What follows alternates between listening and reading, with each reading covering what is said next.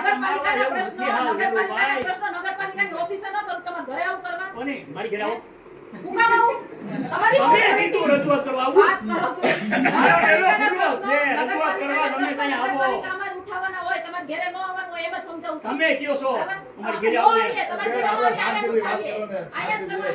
મહેરબાની કરી ઉશ્કેરવાનું રહેવા દેજો. તમે ચાલુ કર્યા બધા લઈ લઈને. તમે મૂળ પ્રશ્ન મૂળ પ્રશ્ન લઈને જઈ હતા. કરવા દો ને, બધું સાંભળી લે. પ્રશ્નમાં અહીંયા રજૂઆત કરવા જઈ હતા. યુસુફભાઈ, એક મિનિટ.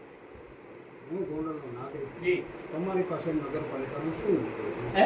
નગરપાલિકાનો તમારી પાસે શું છે? નગરપાલિકા સંકલન સમિતિનો સભ્ય છો? જી.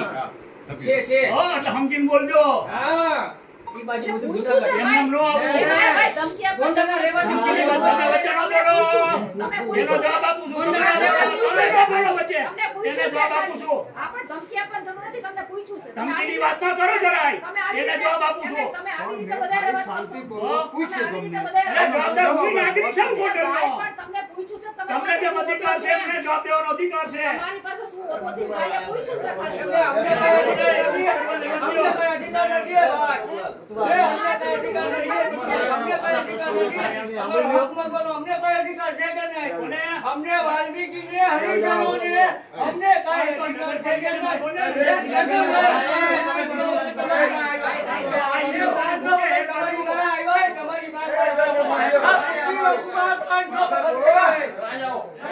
અમે આમ જ કર્યું